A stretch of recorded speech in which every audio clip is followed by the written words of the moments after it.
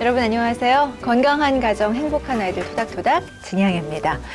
왜 부부들 보면요 유독 닮은 부부들 참 보이잖아요. 애초에 닮은 분들이 만나신 건지 살다 보니까 이렇게 닮은 건지 저도 가끔 어머 왜 이렇게 닮아가지? 뭐 이런 생각할 때가 있는데요. 뭐 혹자는 워낙 자신의 얼굴에 익숙해 있기 때문에 나와 비슷한 사람을 배우자로 선택하는 경향이 있기 때문이다라고 얘기하기도 하고요. 또 누군가는 함께 오랜 세월을 살다 보면 서로가 서로를 닮아간다. 뭐 이렇게 이야기를 하기도 합니다. 어느 한쪽이 뭐 100%는 아니겠지만 다 일리 있는 얘기가 아니겠습니까? 그렇다면 하물며 유전자를 나눈 함께 사는 공동체 가족들은 얼마나 서로에게 큰 영향을 주고받으면서 살아갈까요? 네. 오늘도 저희 방송 함께 하면서요. 그런 이야기 좀 나눠보고자 합니다. 자, 건강한 가정 행복한 아이들 토닥토닥 김미진 씨, 이정용 씨입니다. 안녕하세요. 안녕하세요. 예. 저는 일단 닮고 싶지 않아요. 왜요? 남편 머리가 너무 커요. 닮아서는 안 됩니다. 에이. 근데 살다 보니까 뭐 네. 장난칠 때나 이런 뭐 개구진 표정 같은 거 지으면 많이 닮아 있더라고요. 아니요, 두 분도요. 저희 1회 때보다 좀 닮으신 것 같아요. 아유, 저희 영광이죠. 김민희 씨. 저는 원래 잘 따라니까요. 최고의 인간 목사기. 네. 네. 김수현 박사님께서는요. 네. 이거 나 참 닮아가. 우리 가족 간에 이런 건 진짜 어떻게 이렇게 신기하게 비슷해? 뭐 이런 거 느끼실 때 있으셨어요? 나이가 드니까요. 나이가 드니까 제가 싫어했던 엄마 모습을 많이 닮아가는 걸 느껴요. 예. 근데 이제 그게 왜 이렇게 짜증이 많으셨을까 생각을 했는데 제가 체력이 떨어지니까 예. 그냥 말을 한다라고 했던 게 그 엄마가 짜증 내시던 모습으로 하는 걸 보고 제가 굉장히 놀라고 있습니다. 네. 요즘. 네. 저는요, 어떨 때 언뜻 이렇게 거울을 보니까요. 예전에 엄마의 표정이 저한테 있더라고요. 그렇죠. 이게 나이 먹으니까 보이던데요. 그래요? 요즘 저도 그런 거 많이 느끼는데 목사님은 어떠신지요? 네. 이 닮는다는 모습이 저는 사실은 이제 아버지 모습 보면 별로 닮지는 않았는데 우리 막내 보면서 깜짝 놀랐어요. 왜요? 아, 왜요? 아버지 뒤통수 모습하고 막내 뒤통수 모습하고 똑같았어요. 야, 이게 무섭다 싶더라고요. 외모도. 그리고 그 안에 그 가운데 연결고리가 나구나 뭐 이런 그러니까요. 생각하시게 신기하더라고요, 되면은. 그게. 맞아요. 네. 저도 저희 막내 아들하고 저희 친정 아버지하고 뒤태도 똑같고요. 네네. 이렇게 앉았다가 힘들게 일어나는 것도 똑같아요. 정말 신기해요. 그 어린 것이 정말 아우, 저는 너무 저희 귀엽겠다. 믿음이한테 어렸을 예. 때 깜짝 놀란 게 뭐냐면 지금도 똑같아요. 아니요. 그러니까 생긴 게 문제가 아니라 예. 제 요 허벅지에 예. 보여줄 수 있는 조그만 점이 있어요. 예. 믿음이를 목욕을 시키다가 시키다가. 이제 닦아주는데 바로 그 자리에 조그만 점이 똑같이 있는 거예요. 와, 정말 깜짝 놀랐어요. 신기하다.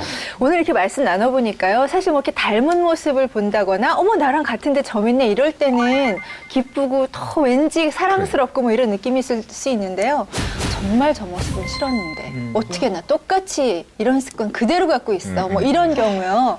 속상하고 화날 때도 있잖아요.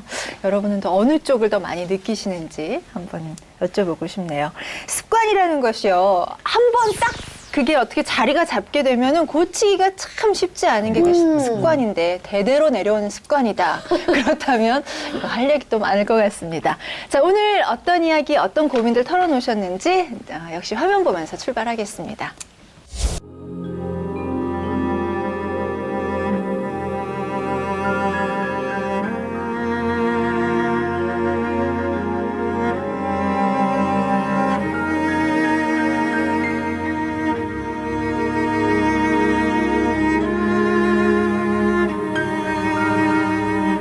이제는 이 고리를 끊고 싶어요.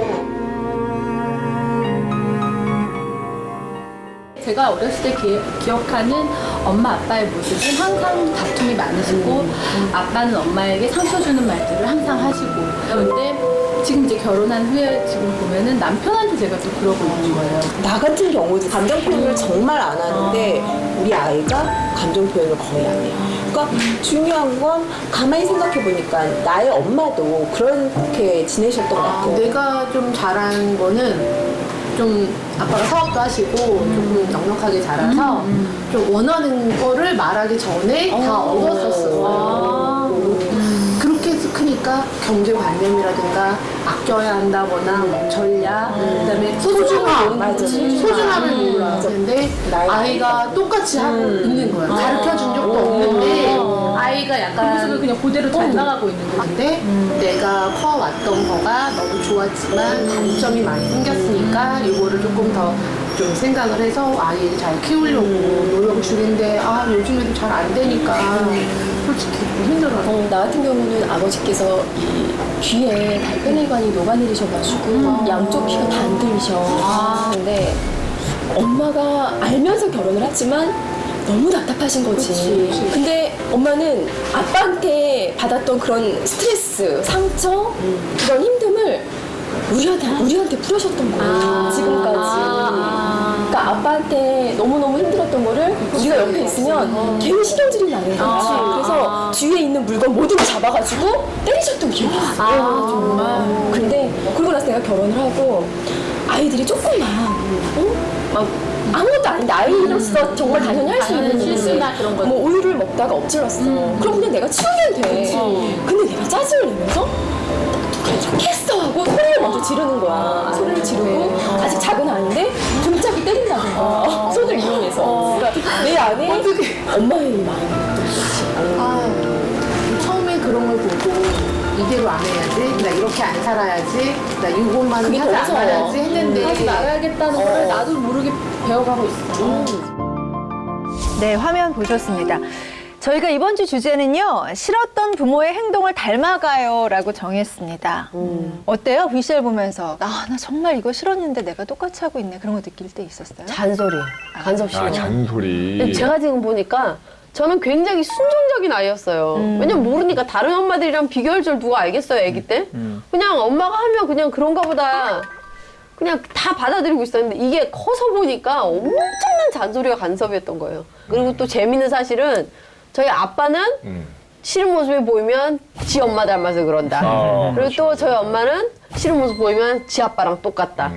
여기 서로 이제 서로의 싫은 모습을 또 그 자식한테서 보게 되니까 저도 그래. 저희 아이들 보면서 싫은 모습 보면 정말 저건 내 모습 아닌데 남편 닮았다. 그 소리 나오죠. 저 같은 경우는 좀 이제 저희 아버님도 욱하는 그런 성격이 있어요. 아, 예. 욱도 나왔군요. 네. 예. 제가 지금 그러고 있더라고요. 예. 욱하지 마세요. 네. 또 솔직히 말씀드려서 우리 믿음이 아버지 조금 그런 게 조금 보이는 것 같아요. 보여요. 벌써 어떡하냐. 근데 저를 봐서 그런 건지 몰라도 예, 어쨌든 맞아요. 그 화면 속에서 보니까요, 그 말씀하신 것 중에 좀 기억에 남는 것이 왜 내가 받은 스트레스를 아이한테 푸는 거 있잖아요. 그러니까요. 예. 아이의 문제가 아니라 내가 받은 것 때문에 과하게 행동을 하게 되는 거. 근데 예. 객관적으로 우리 엄마가 그랬는데 그게 너무 싫었던 것 같은데 내가 그러고 있더라. 그렇죠. 그럼 이중으로 좀 힘드신 느낌을 거두실 당연히 수 있을 이중으로 것 같아요. 힘들죠. 예.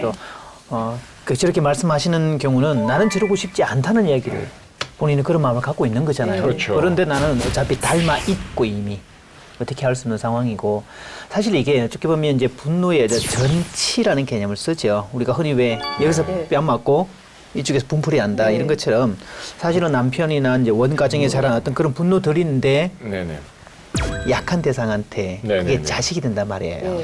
그럴 때 이제 이중의 상처를 경험하지요. 네. 애는 상처받는 모습 보이잖아요, 또. 그러니까 가슴 아프고 힘들고 그런 엄마 되고 싶지 않은데 그렇게 되고 있고 또 사실은 내가 싫어했던 모습인데 어느새 닮아 있고 네. 이러면 이제 이중 삼중의 어떤 고통을 겪게 되지요. 네. 전치라고 하는 이제 네. 일종의 심리적 방어기제죠. 네. 지금 한 60, 70대 네네. 분들한테 지금 어머니들의 행동이 그 어머님의 모습 혹은 아버님의 모습과 닮았습니다라고 얘기하면 아마 동의하지 않으실 거예요. 네, 그분들은 네네. 나는 더 심하게 당했고 네.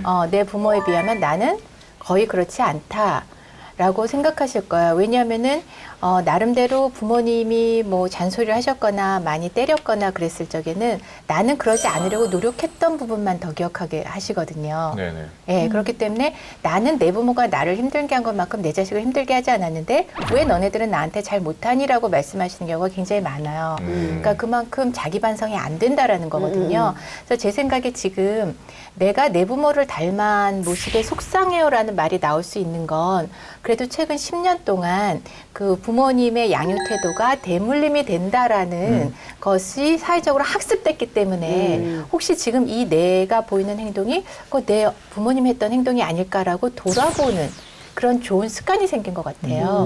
네, 그래서 저는 이렇게 우리가 내가 내 부모의 부정적인 면을 닮았을 수도 있다라고 인식하게 된 것이 이제 부모와 같은 모습을 보이지 않을 수 있는 과정으로 들어가 있는 좋은 출발점이 아닌가 그렇게 생각을 합니다. 네. 근데 이제 사실 우리가 가장 여기서 좀 경계해야 될 것이 만약에 굉장히 그 심한 정도가 폭력이다. 내가 맞고 자랐는데 아이를 때리고 있더라. 그리고 이제 그게 자각이 됐다. 그 네. 상황이었을 때 어떻게 하면 좀 우리가 여기서 좀 자신 있게 벗어날 수 있을지 그 방법들을 좀 구체적으로 네. 좀 알려주시면 좋을 것 같아요. 자, 일단 자각이 됐다는 건 정말 고마운 일이지요. 네. 과거에는 그런 것도 없이 그냥 과도하게 분노를 표현을 했었는데 일단 자각을 했다는 말은 내가 과잉된 어떤 분노를 표현하고 있다는 걸 알고 있다는 얘기잖아요. 네네. 자, 분노가 격앙된 상태에서 처리하는 것들은 그다지 효과적이지 못합니다. 그럴 네. 때 간격을 두는 건 필요해요. 그래서 우리가 이제 싸움을 할 때도 일종의 타임아웃제 같은 것도 있거든요. 부부싸움 할 때도 감정이 쫙 올라갈 때 내가 통제 못할 범위가 되면 이제 더 이상 이야기 그만해줘. 더 이상 가면 나 폭발해. 요거 타임아웃제거든요. 사실은 이제 아이한테는 이게 안 되잖아요. 그럴 때 이제 본인이 스스로가 타임아웃제를 정해서 그럴 때 바깥으로 바람 쐬러 간다든지 이렇게 하는 것들이 중요해요. 옛날에 저희가 학교 다닐 때 이런 분이 계셨어요. 아이가 계속 이제 떠들거나 말썽을 피우면 선생님 화가 이만큼 나잖아요. 네. 그럼 이놈을 이제 잡아다가 혼을 내거나 매를 들어야 되는데 선생님이 그놈을 딱 지적해가지고 너 일어서 너는 다시 나가서 미꾸라지 잡아와.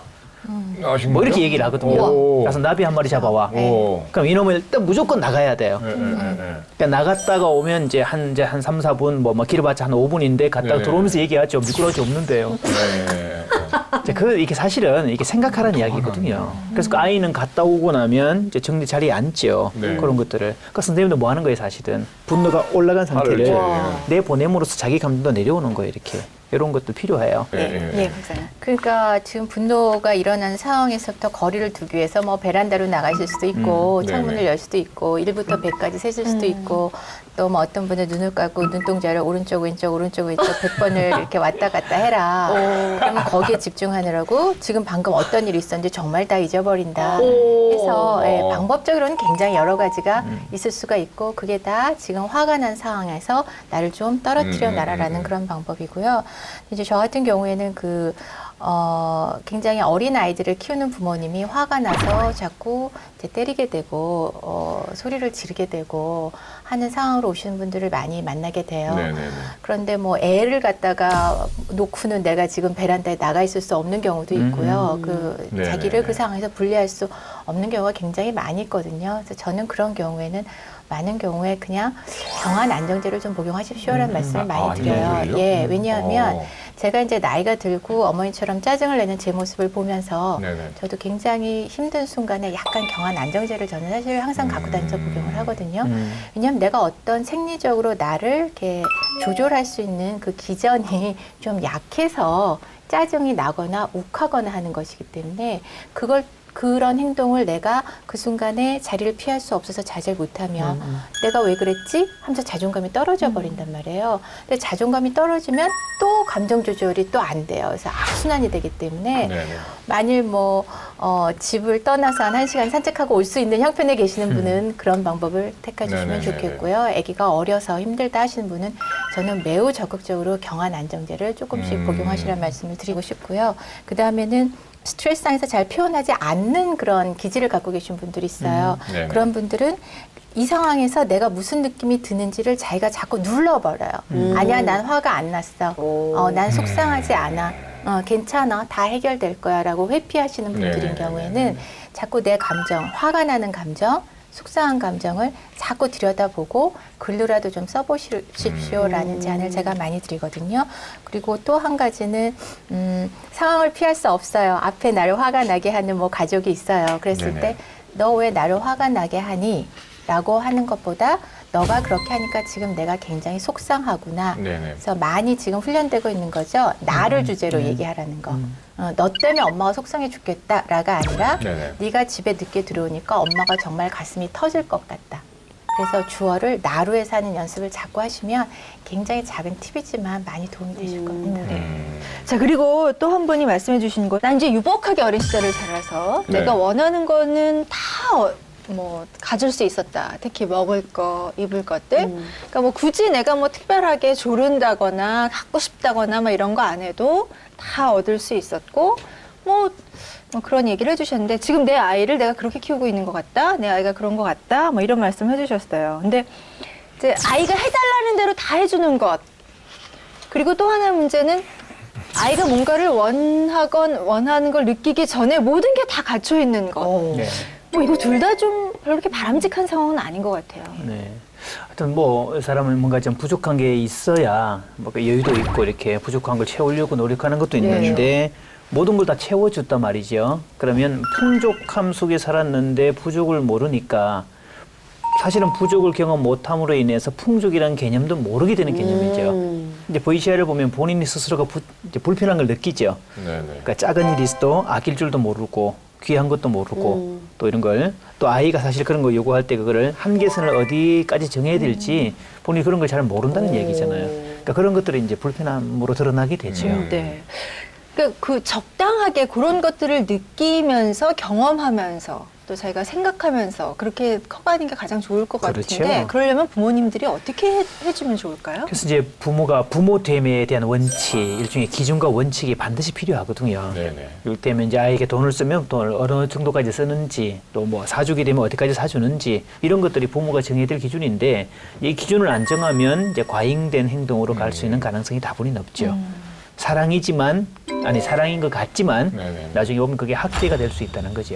네. 그러니까 유태에 있는 고기를 잡아주는 게 아니라 고기 잡는 법을 가르쳐준다고 우리가 흔히 네. 얘기하잖아요. 그러니까 저도 이스라엘에서 생활하면서 굉장히 놀랬던 게, 아이가 뭔가를 원했을 적에 부모가 아이를 앞에 앉혀놓고 그럼 이게 얼마고 그 돈을 얼마는 네가 마련할 것이며 얼마는 내가 마련할까라는 대화를 하는 거 보고 제가 너무나 놀랬거든요.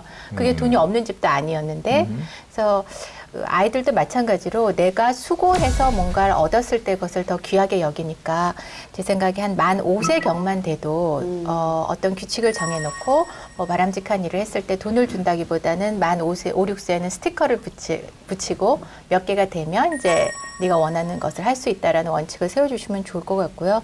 그다음에 저는 초등학교를 들어가면 심부름을 좀 많이 시키셨으면 좋겠어요. 그래서 뭐 현관 청소를 한다거나 설거지를 한다거나, 전 특히 이제 화장실 청소를 적극적으로 시키십시오라는 말씀을 참 많이 드리거든요. 왜냐하면 결국은 그 가장 더러운 곳이지만 가장 소중한 곳을 그 청소함으로써 속상해하지 않고 네네. 청소하는 법을 알면 사실 뭐 화장실 청소나 그 방 청소나 마찬가지잖아요. 그래서 그런 좀 꾸준히를 조금씩 시키고 거기에 따른 비용을 결정해 놓고 돈을 좀 줘서 그 돈을 모아서 자기가 뭔가 살 수 있게 그렇게 도와주면 좋지 않을까 싶고요. 한국 사회에서 굉장히 안타까운 게 중학교만 들어가도 공부를 너무 많이 해야 되잖아요. 요즘 초등학교 고학년만 돼도 공부를 많이 해야 되는데, 중학교 고등학생들이 우리나라에서 너무 공부만 하는 것이 너네 역할이라고 하는 사회적인 분위기 때문에 집에서 일도 못 시키시고, 또 집안이 풍요로우면 아르바이트라는 거는 뭐 당연히 하지 못하게 하는 분위기여서 굉장히 제가 걱정이 많이 되는데, 공부에 대한 뒷바라지는 부모님이 풍족하신 경우에 해주겠다. 하지만 네가 뭐 결혼할 적에는 그거는 네가 벌어서 가야 된다. 거기까지는 안 된다. 아무리 내가 돈이 많아도. 그래서 그런 기준을 좀 미리 자꾸 얘기를 해주셔야 중학교, 고등학교 때부터 그렇구나. 공부까지는 부모의 도움을 받을 수 있지만 결혼할 땐 아니구나. 라고 하면서 자기가 경제적으로 어떻게 생활해 나가야 될지를 감을 잡을 수 있거든요. 그래서 그런 훈련이 꼭 좀 들어갔으면 좋겠습니다. 네. 이렇게 좀 도움 말씀을 구체적으로 드렸고요. 근데 제가 이거 방송 진행하면서 참 사람이 참 이상하다.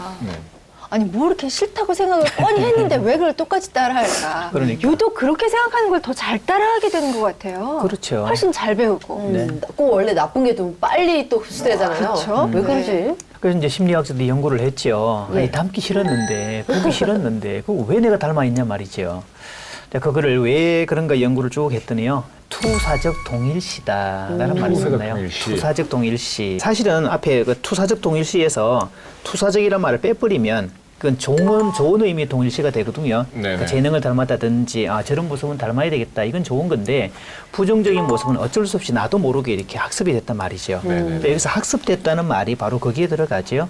어릴 때 그렇게 반복돼서 그 환경 속에 자라다 보니까 나도 모르게 어느새 형성이 되어 버렸더라.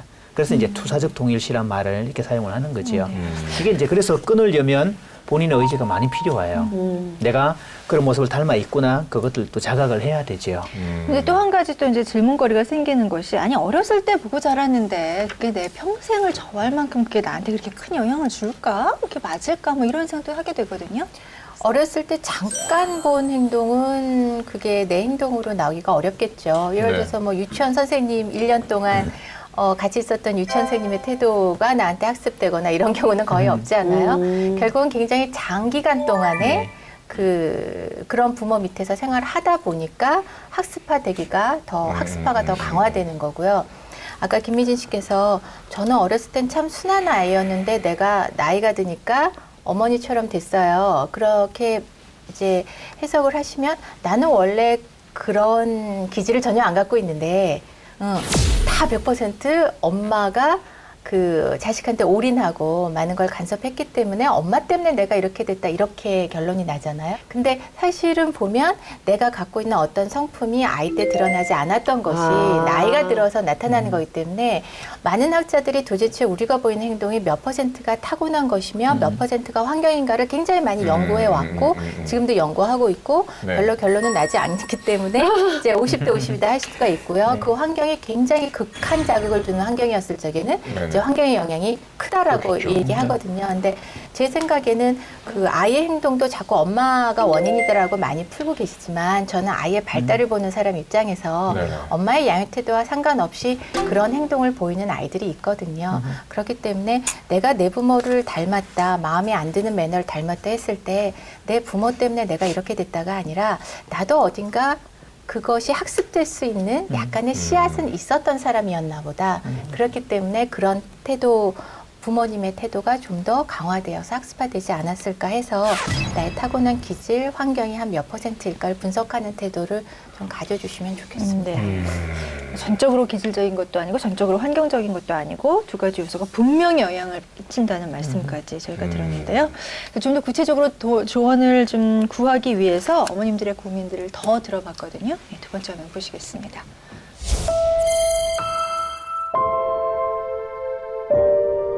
저희 엄마 아빠 두 분 다 맞벌이를 하셨고요. 언니가 늘 뭐든지 잘했어요. 언니가 100점 맞는 게 늘 당연하다 보니까 제가 100점을 맞아와도 칭찬이라고 들어본 적이 없는 거예요. 그리고 사실 감정적으로 엄마한테 칭찬받지 못해서 되게 슬펐었거든요. 근데 저희 아이가 100점을 맞아와도 제가 그거에 대해서 너무 잘했어 라고 리액션 하지 않고 그래 100점 맞았구나 수고했어. 그런데 아이도 그런 감정을 잘 드러내진 않아요. 제가 생일 선물로 정말 아이가 원하던 걸 해줬어요. 저는 정말 얘가 얼마나 기뻐할까 너무 좋아하겠다 이런 생각을 갖고 자 선물이야 하고 딱 줬는데 아이가 감사합니다 무표정하게 내가 너는 안 좋으니까 좋아요. 근데 왜 좋은 표현을 안 하니까 자기는 이게 최대한 하는 거라는 거예요. 감사하고 좋다라고. 그런 걸 보면서 제가 아이에게 내 감정 표현하는 부분이 되게 미숙했나 보다 그런 생각이 들면서 아이도 그래서 자기가 좋아하거나 즐거운 일이 있을 때 그걸 막 크게 막 나타내면서 좋아하는 게 아니라 그냥 스스로 감정 정리를 하고 결과만 딱 받아들이고 감사합니다 라로 끝내지 않나라는 생각이 들더라고요. 엄마가 너를 되게 많이 사랑하는데 사랑한다고 이야기도 많이 안 하고 아파도 그냥 금방 나을 거야 약 주고 말고. 근데 사실 너 잠들고 나면 엄마가 너 안고 사랑한다고 늘 이야기하거든. 네가 알지 모르지만 엄마가 감정 표현에 잘 서툴잖아. 너도 알잖아. 늘 이야기하잖아. 너도 엄마가 너 사랑하는 거 안다고. 근데 어느 날 보니까 너도 엄마를 닮아서인지 그런 감정 표현에 되게 많이 서툴다는 생각이 들더라고. 이제는 좋은 거는 좋다고 이야기하고 정말 하고 싶지 않은 건 하고 싶지 않다고 이야기하고 엄마한테만큼은 네가 네 감정에 대해서 솔직해지기를 엄마는 원해. 그리고 정말 네가 행복하게 자랐으면 좋겠어. 사랑해. 네. 말씀하시는 거나 이렇게 좀 보고 있으면 감정에 솔직하시고 잘하실 것 같은데 그러니까요. 의외로 참 예. 그런 고민이 있으셨네요. 두 분은 어떻게 보셨어요? 어렸을 때 그런 경험이 있으면 저는 오히려 그런 것들이 나한테 심리적으로 좀 안 좋은 영향을 미쳤기 때문에 나는 아이한테 그러지 말아야겠다는 오히려 반대적 심리가 생길 것 같은데 제가 이제 상식적으로 봤을 때는 그 심리는 그러신데 안 되는 거잖아요. 그러니까 어쨌든 제 입장에서 볼 때는 좀 이해가 안 돼.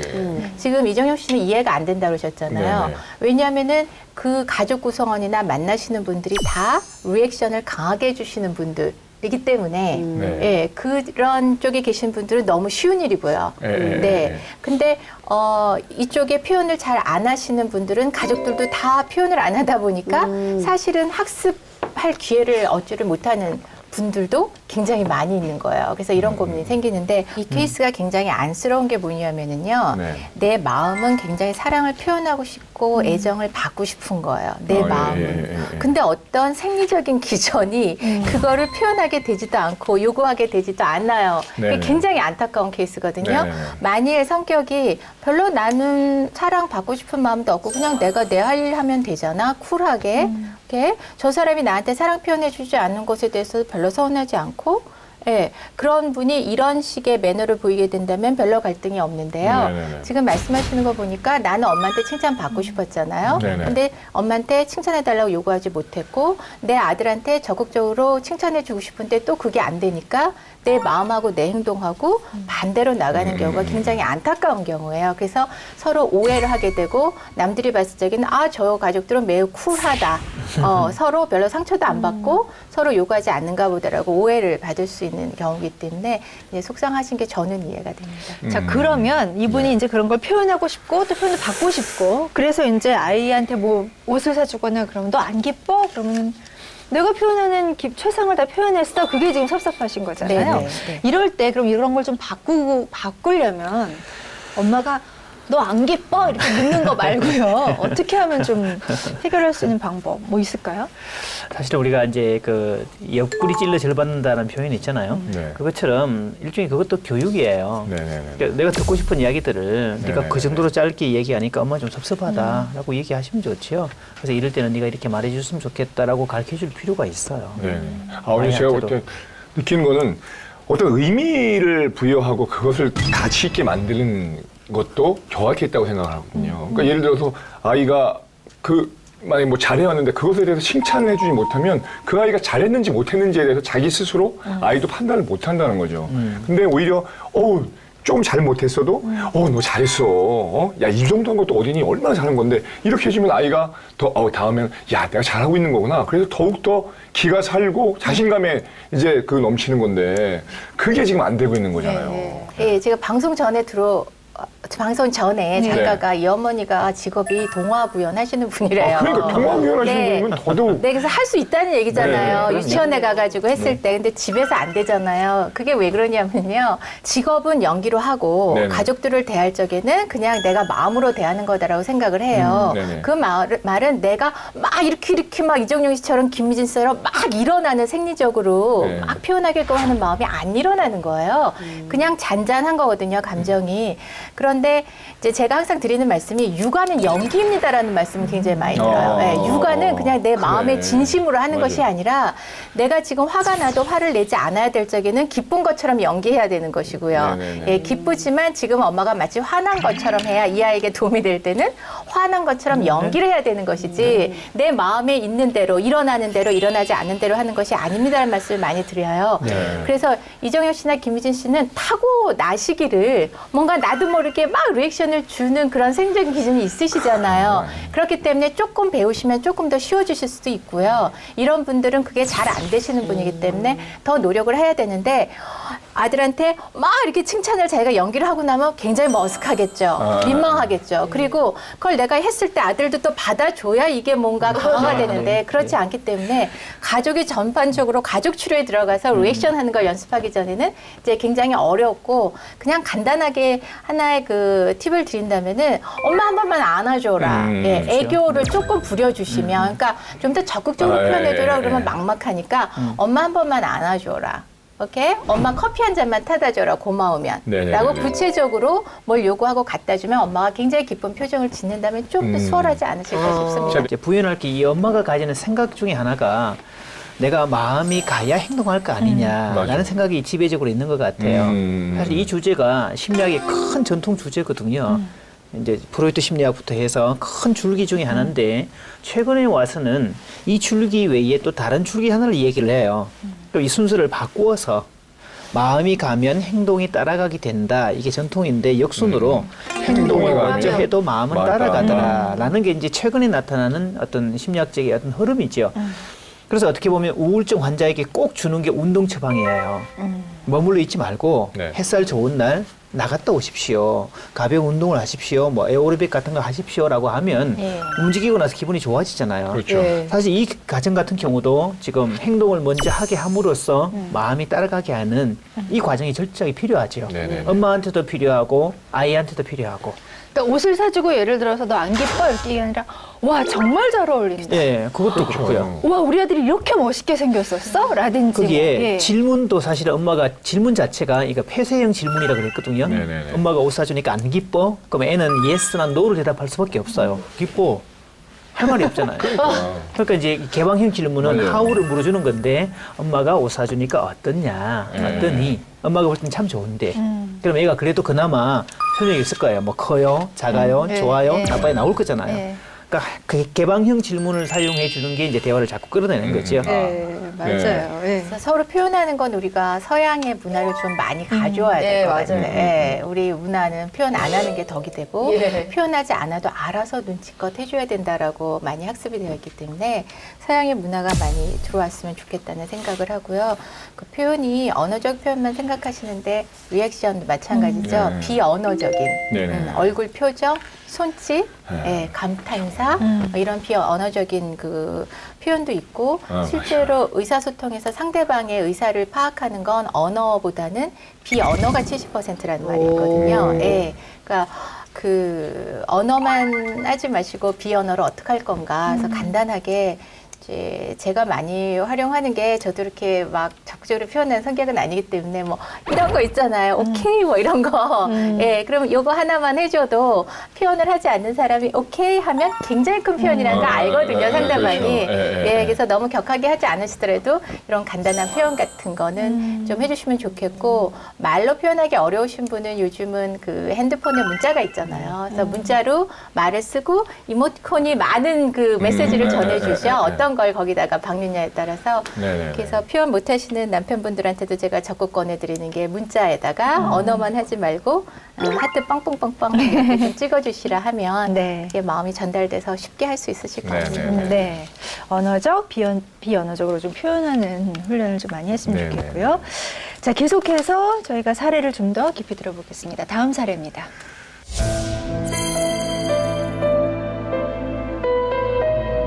아빠는 엄마한테 항상 말을 할 때 가시돋친 말로 정말 말씀 하나 이렇게 따뜻하게 해주신 적이 정말 한 번도 저는 본 적이 없어요. 싸움을 할 때는 특히나 되게 욕설을 많이 듣지 못, 저희가 들으면 안 되는 그런 욕까지도 하시면서 항상 싸움을 하셨던 것 같아요. 그래서 평소에도 너무나 엄마한테 상처 주는 말씀을 많이 하셔서 엄마가 되게 힘들어했던 기억이 있어요. 그래서 항상 엄마는 되게 너무나 희생하시면서 아빠가 항상 가시돋친 그런 말을 할 때도 엄마는 그냥 무던하니 그냥 그래 이건 내가 희생을 해야지 자식도 있는데 내가 참고 살아야지 하시면서 이렇게 쭉 살아오셨던 분이시거든요. 그래서 저희 자식들한테는 그래도 그 정도까지는 안 쳤어요. 저한테는 특히나 저한테는 큰딸이라고 되게 아끼셨던 것 같아요. 근데 그 참 웃긴 게 그런 아빠의 모습을 되게 싫어했어요. 엄마도 그렇고 저도 그렇고 되게 싫어했는데 되게 아빠한테 배운 그대로 엄마한테 제가 막대하는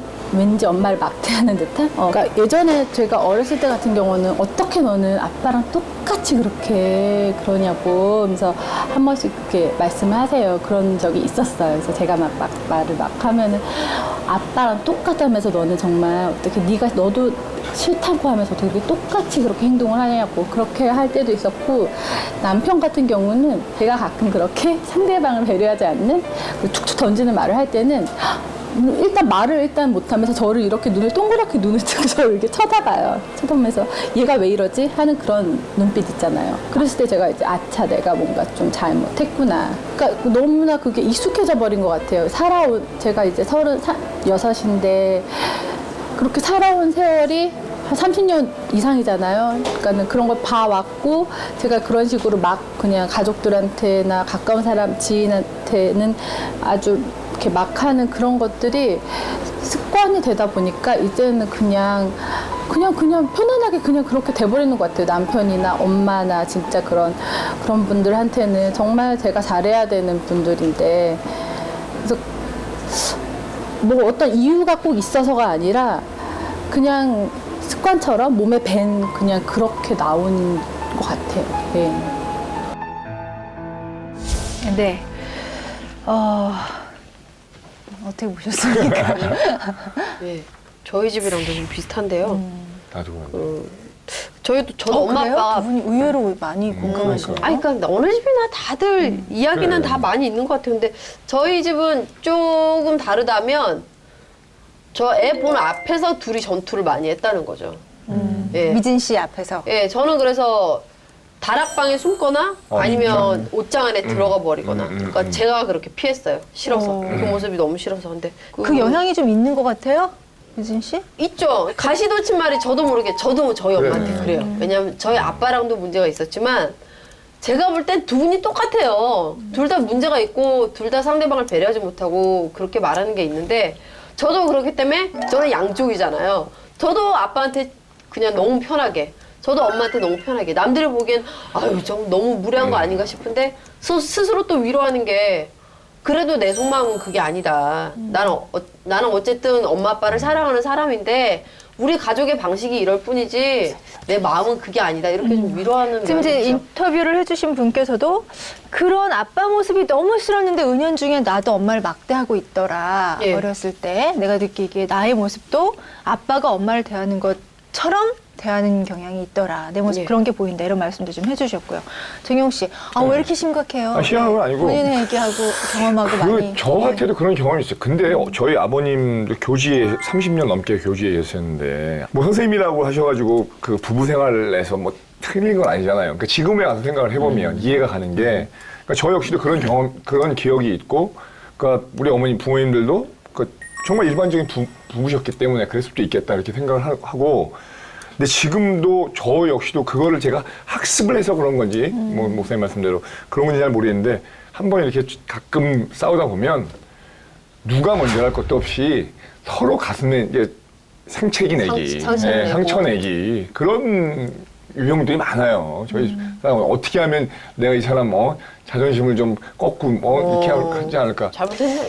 이게 내가 잘못했어. 왜 그럴까요? 일단 좀 그걸 여쭤볼까요? 왜 이렇게 폭언을 일삼으셨을까요? 저희가 좀 들어보니까는 바깥에서는 평이 참 좋은 네. 분이셨대요, 아버님께서. 우와. 예. 그렇죠. 이게 이제 이 주제가 이게 지금 상담실에서 뭐 거의 교과서처럼 있는 그런 주제거든요. 그래요, 맞아요. 네, 정말 거의 이런 그래서 이제 바깥에 나가서는 천사, 집에 들어오면 전사 이렇게. 자, 이게 왜 그럴까를 연구해 보면요. 사실 이런 경우가 사실은 이 남자분들이 특히 많은데요. 심리적 미숙아 개념이에요. 심리적으로 미숙아. 그러니까 우리가 심리적으로 영아기, 유아기로 돌아가면 아주 어린 상태가 되는 건데 그때는 철저하게 이기적이 돼야 돼요. 그래서 이제 말러라는 그 심리학자는 자폐기란 말을 썼거든요. 자폐기, 스스로 닫아서 자기 속에 들어갔던 그런 개념인데 대신 조건을 붙였죠. 정상적 자폐기란 말을 썼어요. 정상이라는 거죠. 어린애 때는. 애기니까. 네, 애기니까. 그리고 이제 어린애는 자기가 중심이고 엄마는 모든 필요를 채워주는 외부의 조건들이죠. 그래서 이렇게 이제 엄마를 부려먹는데도 지가 주인이 됐다는 이 말이에요. 네. 그런데 커 올라간다는 말은 그 자폐기에서 서서히 벗어나서 나중에 분리 개별화까지 갈 수 있어야 된다라는 건데 이제 이런 경우는 그 세계 속에 들어가서 더 이상 안 나온 거예요. 분리 개별화가 안 된 거지요. 네네. 그래서 자기에게 불편한 것이 있을 때 그때는 무조건 화를 내게 돼 있어요. 그래서 아내라는 대상은 요구해오죠. 계속 요구해오죠. 의무가 있죠. 당위성이 들어오죠. 불편한데 아이는 말 그대로 애니까 통할 수 있단 말이에요. 애는. 그래서 딸하고는 그렇게 사이가 좋은 관계가 될 수 있는데 아내라는 대상은 불편한 관계가 되기 때문에 계속 말을 그렇게 할 수 있죠. 게다가 심리적 미숙아들이 쓰는 그 말을 도발적 언어라고 해요. 지금 우리가 이제 나라의 긴장을 얘기하면서 왜 뭐 북한이 도발한다 그런 말을 쓰잖아요. 네네네. 그 도발적 언어란 말은 상대방이 준비도 되지 않았는데 일방적으로 쏘아드는 걸 말해요. 우리가 건강한 관계는 나 할 말이 있어. 때로는 우리가 불편한 말 할 때도 사실은 나 너한테 불편한 얘기 좀 해야 돼. 들을 수 있냐 묻잖아요, 이렇게. 이거는 성숙된 거죠. 그렇죠? 나도 각오했고 본인도 각오하라 소리인데 도발적 언어는요. 이런 거 전혀 개의치 않죠. 예, 이런 경우들. 그 이제 이 아버지 같은 경우는 남편 같은 경우는 이제 심리적 미숙아 개념처럼 보셔야 돼요. 그래서 말을 할 때마다 일단 말을 뱉었다 그러면 전부 다 도발적 언어를 쏘아대는 거죠. 네. 칭찬과 인정은 전혀 없는 개념이 되는 거고. 네. 그럼에도 불구하고 아이하고는 사이가 좋은 관계 될 수 있어요. 같은 애 개념이니까. 이해가 되지요. 같은 아이니까. 애니까 아무 문제 없죠. 소통이 되지요. 애는 요구 안 하잖아요, 또. 네. 애는. 또 사랑이 오잖아요, 얘는. 네. 주거니 받거니가 되죠. 근데 아까 아내는 말 그대로 의무를 요구한단 말이에요. 남편으로서, 가장으로서 불편하지요. 그래서 자꾸 도망가는 거예요. 그 마음에 상처가 내는 말하고요. 그 실질적인 XX가 들어가는 욕하고는 또 조금 성질이 틀리기 때문에 만약 이 아버님이 그런 욕도 노골적으로 하셨다면 그거는 아내 되시는 분한테 더 큰 상처가 되셨을 거고 그거를 지켜보는 그 자녀분들한테도 정말 당황스러운 일이었을 것 같아요. 근데 제 생각에는 목사님이 뭐 거의 다 말씀을 해주셨는데 참 안타까웠던 게 우리 사회가 그 특히 남성들이 그 집에서 아내나 자녀들에게 그런 욕을 하는 것에 대해서 폭력을 하는 것에 대해서 너무 허용적이지 않았는가. 네, 그러다 보니까 특히 우리 사회에서 남성들이 집에서 그렇게 하는 것에 대해서는 마치 그래도 되는 것처럼. 네, 그러니까 나만 그런 게 아니라 내 친구도 그렇고 옆집도 앞집도 다 그러니까 마치 아내도 이해해야 되고 자식도 이해해야 되는 것처럼 그렇게 요구하지 않았나 그런 생각이 드는데 직접 자식에게 아버지가 가슴에 상처나는 말을 하지 않으셨다 하더라도요. 아이니까 엄마를 사랑하잖아요. 예, 사랑하는 엄마한테 아버지가 욕을 하고 상처를 주는 말을 했을 때는 아이는 자기가 욕먹는 것만큼 불안해진다라는 사실을 좀 이제 부모님들이 알으셔야 될 것 같아요. 그러니까 내가 네 엄마한테 그랬지 너한테 그랬냐 하는 걸로 합리화가 되지 않는다라는 거죠. 그러니까 이 아이는 아버지가 아무리 자기한테 따뜻하게 대해줬더라도 사실은 아버지가 엄마한테 그렇게 욕을 하고 하는 환경에서 굉장히 스트레스가 많았을 것이고 결코 행복하게 성장하지 못했을 것 같아요. 네. 여기서 한 가지만 좀 짚고 넘어가고 싶은 게요. 이제 본인께서 말씀하실 때 아버지가 우리 어머니한테 그렇게 너무 대했고 나도 그게 참 보기 싫었고 그런데 내가 어느 순간에 나의 어머니한테도 막대하고 순간순간 남편한테도 무의식 중에 그런 걸 하는 걸 깨닫게 되고 뭐 이런 이야기를 좀 하셨단 말이에요. 근데 이분은 이제 뭐 아버지하고 관계는 좋았고 나를 사랑했고 뭐 이런 말씀도 해주셨는데 이 관계가 좋았기 때문에 유독 그 아버지의 영향을 좀 더 많이 받는다. 뭐 이렇게 이해를 할 수도 있는 건가요? 아니요, 그렇게 보기엔 제 입장에서는 어렵고요. 네. 제가 봤을 때 목사님께서 이분의 아버님이 심리적으로 미성숙하다고 그러셨잖아요. 네. 심리적으로 미성숙한 사람들은 누군가를 의지할 사람을 필요로 하고 그 사람이 내가 원하는 만큼 해주지 않았을 적에는 당연히 징징거리고 욕해도 된다라는 심리가 생기게 되거든요. 제가 봤을 때 IQ와 상관없이 그 사람의 타고난 심리적인 독립심이 얼마나 강한가를 좀 볼 줄 아는 눈이 있어야 돼요. 예, 근데 IQ는 굉장히 좋았지만 심리적으로 의존성이 강한 경우에는 자꾸 누구 탓을 하게 되고 누가 대신 해줬으면 좋고 이런 마음이 든다라는 거예요. 그래서 제가 보기에는 이 친정 아버님이 심리적으로 미성숙했던 것처럼 지금 이분도 내면에 심리적인 미성숙함이 있지 않을까. 그러다 보니까 의지할 사람이 엄마라고 생각해서 엄마한테 더 탓을 하거나 네. 지금 결혼했는데 남편에 대한 의존성도 크지 않을까 싶어요. 그래서 많은 걸 기대하고 남편이 해주지 못했을 적에 더 막대하는 심리가 있지 않을까. 그러니까 그럴 경우에는 이제 IQ는 정상이니까 이 IQ를 활용해서 네. 아 이럴 때는 이렇게 하면 안 되고 이럴 때는 의지해도 된다라는 걸 네네네. 좀 학습을 해 나가면서 심리적인 거를 자꾸 업그레이드 시켜야겠죠. 또 이제 엄마가 그 아버지로부터 핍박을 당하고 이렇게 막 학대를 당하는 그런 개념들인데 또 그 엄마가 사실은 앞에 어떻게 대처하는 방식을 쭉 보면 그냥 수동적으로만 대처를 했죠. 그러니까 엄마는 무력한 엄마로 비칠 수 있거든요. 아이가 볼 때는. 그럴 때 아이는 또 엄마를 무시할 수도 있어요. 또 은연중에는 그런 것들이 은연중에 이제 엄마한테 좀 아주 무리하게 간다든지 뭐 함부로 말을 한다든지 그렇게 되는 경우도 있고 사실 이제 이분 같은 경우는 그럴 때 이중의 상처가 되는 거 맞거든요. 그러니까 엄마를 존중하지 못하는 데 대한 그런 것도 있고 또 아까 아버지가 엄마를 학대를 할 때 사실 그거는 본인을 학대하는 거하고 거의 동일시되거든요. 아이 입장에서는. 그럴 때 사실은 이율배반적이죠. 아버지는 내가 비춰보는 아버지는 괜찮은 아버지인데 실상은 상처를 준 아버지, 엄마는 또 상처를 입은 엄마.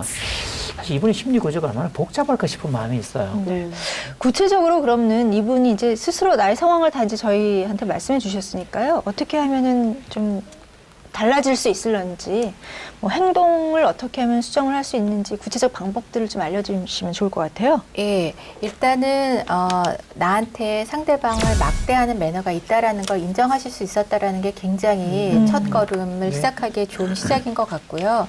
그러니까 나한테 남을 막대하는 매너가 있다. 그런데 항상 이것을 아버지 때문에 그렇다, 뭐 엄마 때문에 했다 이렇다면 해결되기가 굉장히 어렵기 때문에 네. 내 안에 심리적인 미성숙함이 있었기 때문에 그런 심리적으로 미성숙한 매너를 보인 부모의 행동이 더 강화되었겠다. 네. 그렇기 때문에 자꾸 환경에만 원인을 두지 말고 내가 네. 심리적인 미성숙함을 어떻게 좀 그 독립적으로 만들 것인가, 더 네. 성숙한 매너로 네. 만들 것인가. 그러면 심리적으로 미성숙하지 않은 사람들은 어떻게 행동을 할까 이런 경우에라는 걸 좀 자꾸 보려고 노력을 하셔서 네. 행동 수정하는 계기를 만들어야 될 것 같아요. 네. 단순히 그렇게 해야지 하고 마음 먹는 건 안 되거든요. 네. 그러니까 바람직한 행동을 적어놓고 이럴 때는 내가 이렇게 했다면 앞으로는 이렇게 하겠다는 구체적인 매뉴얼을 작성을 하셔야 되는 거고 그걸 할 적에는 아까 그런 사람들을 많이 보지 못했으면은 하고 싶은 거지 사실은 못하는 거거든요. 예. 그렇기 때문에 경우에 따라서는 누군가의 도움을 좀 네. 필요로 해야 된다고 생각합니다. 그러니까 내가 어떤 남편한테 무슨 말을 던졌을 때 남편이 눈이 휘둥그레지면서 무슨 대꾸를 못했다 하면 어떤 말을 어떤 상황에서 했는지를 다시 한번 좀 생각해 보시고 그런 상황이나 그런 언어는 좀 피하는 네. 그런 훈련도 꼭 하시는 사실 게 이제 우리가 살다 보면 내가 어떤 말을 했을 때 상대방이 어떻게 반응 나올지 예측할 수 있거든요. 그렇죠. 그럴 때 그런 것들을 저는 이제 그 내담자들이 올 때 그거를 혹시 내가 할 말인데 못하는 경우 꼭 이렇게 내가 자기 표현을 하는 경우에 예측을 해보라 그래요. 내가 이렇게 표현을 했을 때 당신의 배우자가 어떻게 나올 것인지 네네. 그러면 1, 2, 3 중에 거기에 대한 대답들을 나도 준비를 하고 가지요. 자, 이런 작업들을 미리 하고 가면 그런 상황 때 자기를 표현하는 법들이 자꾸 높아지게 돼 있어요. 네. 또 아까 이제 박사님 말씀하신 것처럼 표현할 때 우리가 흔히 왜 아이 메시지라고 말하는 거 있죠. 나전달법의 핵심은 감정을 얘기할 때 사람은 무장을 해제하게 돼 있거든요. 사건이나 이걸 얘기하는 것보다 내 마음 상태를 얘기를 하면 그래서 그 얘기할 때도 당신의 어떤 행동 때문에 내가 어떤 힘들다 마음 상태를 얘기해 주는 거 상황과 내 마음 이런 공식 두 가지 딱 그 짝을 맞추어서 표현하는 법을 자꾸 하시면 상대방도 점점 더 알아듣게 돼요. 왜 그분도 그런 걸 해본 적이 없거든요. 들어본 적도 없고. 그래서 이제 마지막 끝말은 느낌 언어, 감정 언어이기 때문에 상대방은 공격으로 인식하지 않는 거지요. 이를테면 상황 원적하면 당신이 말을 함부로 해. 이건 공격이죠. 당신이 말을 함부로 하니까 난 너무 속상해. 감정이죠. 엔딩이 감정으로 끝났기 때문에 상대방은 무장이 그만큼 내려간다는 거예요. 그러니까 이렇게 표현하는 법도 자꾸 배우셔야죠. 지금 이분이 이제 부모님의 태도 때문에 자기하고 자기 남편하고 관계가 문제가 생길까 또 내가 자식하고 문제가 생길까 고민하시잖아요. 그래서 이분도 바람직하지 않은 태도를 할 적에는 그 순간에 심리적으로 미성숙한 분들은 마치 아이가 우유를 쏟은 다음에 엄마가 닦아주겠지 하고 기대하는 것처럼 내가 똥 싸고 오줌 싸면 엄마가 기저귀를 갈아줬듯이 내가 너무 힘들어서 이렇게 툭툭 막대했기 때문에 나를 사랑하는 남편이 그걸 다 흡수하고 다 소화하고 나를 감싸주겠지라고 오해하는 경우가 참 많아요. 그렇기 때문에 저는 배우자분이 앞으로 좀 도와주셨으면 좋겠는 게 당신이 그렇게 말했을 때 나는 이런 감정이 들었다. 그리고 당신이 이렇게 표현해주면 더 좋겠다라는 큐를 조금 주실 수 있다면은 네. 예, 그리고 그걸 노력할 수 있다면은 조금 더 행동 수정하기가 좀 쉬워질 것 같습니다. 네. 이제 저희가 쭉 말씀 들으면서 사실은 가장 이제 여기서 함께 마음을 모으는 게요. 그렇게 싫었는데 제가 이걸 아이들한테 해요. 또 아이들이 할까봐 두려워요. 뭐 이런 거 아니겠습니까? 그렇지 않은 부모가 되기 위해서 끝으로 두 분 전문가께서 좀 마무리 말씀해 주시죠. 내가 하는 행동이 내 부모와 같아서 내 자식이 나처럼 상처받을까봐 무섭다고 상담에 오시는 분들이 많아졌다라는 게 저는 너무나 기쁜 일인 것 같아요. 우리 사회가 굉장히 많이 변할 수 있다라는 긍정적인 사인으로 생각하고요. 그리고 두 번째는 그 교회를 가시는 많은 분들이 저희도 그렇지만 왜 가겠어요? 처음 갔을 때 모태 신앙이 아닌 다음에는 뭔가 상처가 있고 삶이 너무 힘들고 내 자신이 초라하고 마음에 안 들고 그런 계기를 통해서 우리가 교회를 많이 찾게 되잖아요. 하나님 앞에 가게 되고 그렇기 때문에 앞으로 이런 방송이 기독교 방송에서 주어지는 것처럼 각 교회에서 집단 어떤 상담이나 집단 치료나 이렇게 할 수 있는 그런 분위기가 매우 적극적으로 만들어졌으면 좋겠다라는 생각이 들고요. 그리고 제가 항상 노력해 왔던 건데 나는 이랬으니까 너는 나 닮아서 이러지 말아라 라는 부모의 말씀이 무엇이 자식한테 도움이 될까라는 게 항상 어렸을 때부터 제 퀘션이었어요. 네.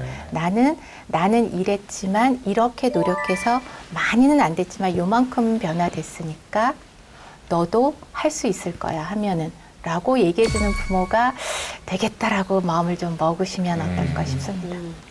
예, 우리가 이제 뭐 봄이 되면 뭐 고난주간 부활주일 이렇게 지나게 되는데요. 사실 이 부활은 기독교 신앙의 가장 큰 핵심이거든요. 만약에 기독교에 부활이 없다면 정말 저는 신앙 안 가질 거예요. 사실 어떤 면에서. 그러니까 칼빈도 그런 이제 똑같은 고백을 했는데 사실 우리가 이제 십자가에 가서 죽어야만 부활이 있죠.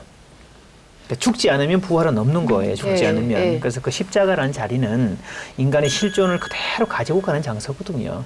그러니까 부족하면 부족한 그대로, 모자라면 모자란 대로, 혹여 또 내가 부모한테 상처를 받았다 할지라도 상처받은 모습 그대로, 또 혹여 내가 또 아이들한테 상처를 대물림하고 있다 할지라도 그 모습을 그대로 가지고 가는 것부터가 시작이에요. 그리고 이제 심리학 용어로 얘기하면 자각이죠. 내가 괜찮지 않다는 사실을 인정하고 그 모습까지도 십자가 앞에 내어놓을 때 하나님은 부활이라는 선물을 주시는 거지요. 온전하게. 그게 아마 삶의 역설, 신앙의 역설이 있는 것 같아요. 그래서 너무 죄악시하거나 또 죄책감 갖거나 걱정하거나 그러지 마시고 그럴 때 오히려 하나님께 가야 되지 않을까. 십자가 앞에 가서 있는 그대로 고백하고 또 그래서 하나님으로부터 오는 은총을 입는 게 더 중요하겠다. 그런 마음이 드네요. 네. 목사님의 기도로 이 시간 마무리하겠습니다. 하나님, 오늘 우리 상처가 또 받았던 상처가 대물림 되는 이야기들을 나누었습니다. 원치 않았던 일들, 원치 않았던 상처였지만 나도 모르게 그런 모습을 답습하는 우리의 본질을 주님 앞에 내어놓습니다. 또 그런 모습을 주님의 십자가 앞에 내어놓고 십자가에서 완전히 죽고 부활된 모습으로 다시 살아나기를 소망합니다. 또 이 방송을 듣는 모든 가정들에게 모든 가정들이 십자가에 못 박는 일과 다시금 부활의 은총을 입는 그런 일들이 일어날 수 있도록 은혜 다해 주옵소서. 예수님의 이름으로 기도합니다. 아멘. 네, 오늘 건강한 가정, 행복한 아이들 토닥토닥 싫었던 부모의 모습을 닮아가요 라는 주제로 이야기를 나눴습니다. 오늘 마음에 남는 단어들이 몇 가지 있는데요. 뭐 자각, 성숙, 뭐 이렇습니다. 우리 엄마 아빠 때문에 내가 그런 환경에서 자라서 내가 똑같은 이 모습 속에 있어. 정말 속상해. 라기보다는 내가 이러이러한 게 있구나. 이렇게 한번 생각해 보시고 그 시점에 출발하시면 어떨까. 100% 성숙한 사람이 어디 있겠습니까? 저희도 다음 주에는 조금 더 성숙한 모습으로 여러분 찾아뵙겠습니다. 이 시간 여기서 줄입니다. 여러분 고맙습니다. 감사합니다. 감사합니다. 고맙습니다. 수고하셨습니다.